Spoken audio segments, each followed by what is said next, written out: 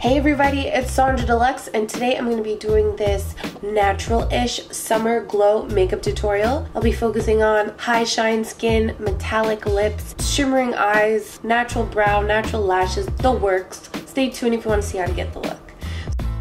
So first I'm going to be going into my Haloscope Glossier Topaz highlighter stick. I'm going to be doing it pretty well all throughout the center of my face. I'm using this as kind of a primer and the base to my high shine skin. I like this stick because it has a little bit of like a gloss to it that is long wearing, but it also has that beautiful pearl to help blur the skin and really illuminate. I'm going to give it a tap just to blur it all in and to blend it. I want to keep it nice and glossy, and I'll be going over top with my Pro Longwear foundation in NW43. I'm going to try and not put on like a ton like I normally do, but I'm just smoothing a small amount in, and it's blending really nicely with the highlighter and giving my skin a really nice pearl.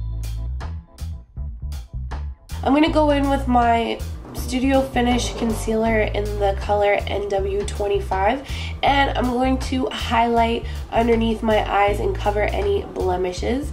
I'm not going to be contouring today, I'm just going to be bronzing, so I want to make sure that I have a nice highlighted look under my eyes, and I want to make sure there are no imperfections, but keeping it more on the light side. Now with my Glossier highlighter stick in Topaz, I'm going to highlight my cheekbones. And this is a good way to get that dewy skin look without it getting oily or greasy. I find that this lasts quite a while, and it does give you that kind of wet skin look. So I'm just putting it on the very highest points of my face. I'm really excited to team up with this brand because they gave me a $5 coupon for anybody who wants to purchase the highlighters. You can use the code HaloSandra to get your discount so you can glow on this summer. I'm going to go above the top lip, and again using the same technique with tapping it all over, and I'm just loving that kind of wet skin look I'm getting without it looking greasy or sweaty.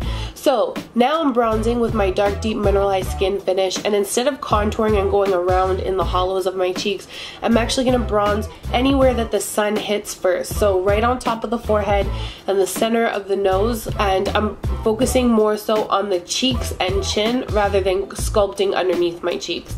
I want to make sure that I have like a really nice fresh flushed tanned look. I'm not trying to sculpt those cheekbones out today as I normally do. I'm more so looking for that bronziness, so anywhere the sun hits naturally, so almost like where you would normally highlight.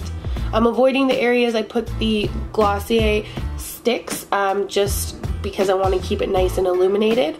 And I'm gonna go in with my, this is a new Smith brush that I really like. I'm gonna write the name in the description box, the angled brush, but it's awesome. And I'm gonna do little feather-like strokes starting from the bottom row of hair to give more of like a hair-like appearance. And this is my Dip Down Fluidline from MAC, which is what I normally do my brows with, but I'm doing it in a different way today. So I'm going in the same direction that my hair grows. So on the top it kind of grows downwards, and from the bottom it kind of grows upwards.